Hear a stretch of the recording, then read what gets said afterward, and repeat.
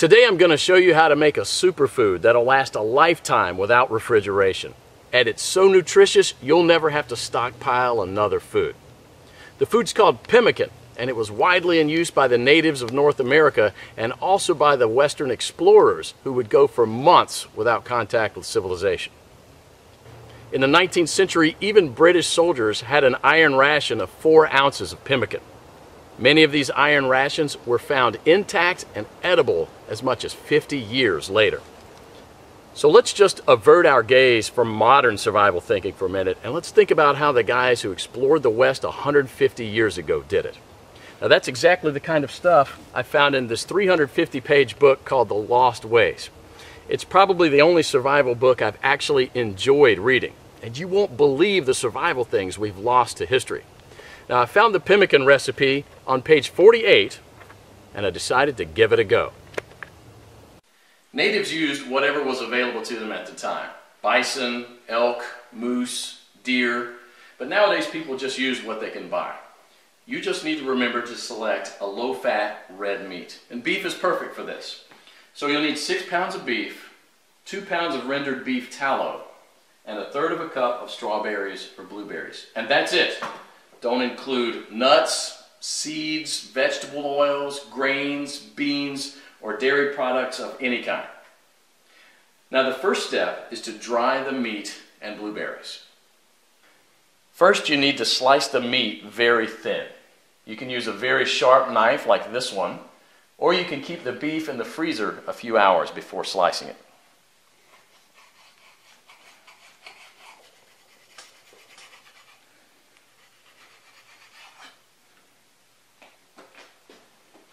If you don't have a dehydrator, you can set the oven to the lowest possible temperature, around 130 degrees, and put the strips of meat directly on the rack. So now place a tin foil on the right side of the rack and spread the blueberries out to dry with the meat.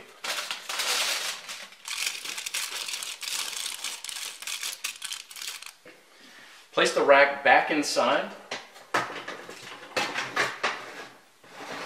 and crack the oven door to prevent moisture buildup.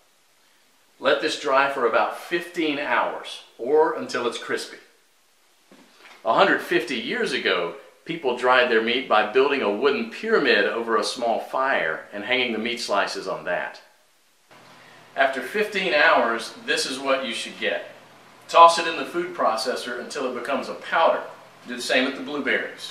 In the old days, they'd grind it with a rock to crush it into a powder. Generally, well-dried meat will weigh just slightly less than 1/3 of its raw weight. Therefore, 6 pounds of raw lean meat will yield about 2 pounds of thoroughly dehydrated meat. For our next step, we need to cut the fat into small pieces about a 1/2 inch square.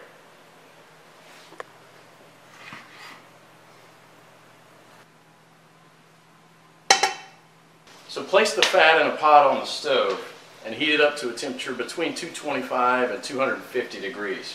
And you don't gain anything from getting it any hotter than that other than destroying the fatty acids, which we want to do as little as possible.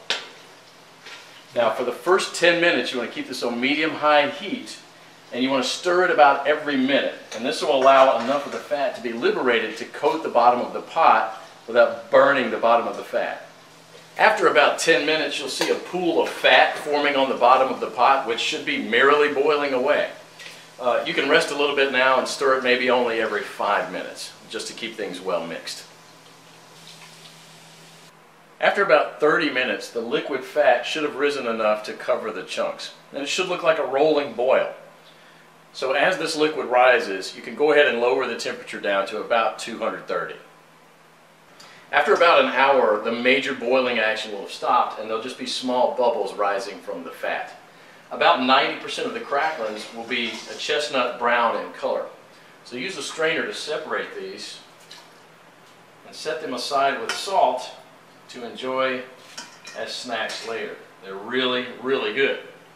And if you don't like them or don't want to eat them, you can set them aside to cool for dog treats. So good. Oh, yeah, that's good. Sammy, you want one? Come here. We now have to weigh the amount of ground meat and the amount of rendered animal fat. We have to have the same quantities, so you'll probably have to remove some of the excess fat. Place the remaining fat on the stove. Keep it about 120 degrees. Mix the shredded meat into the melted fat and stir it until it's well blended.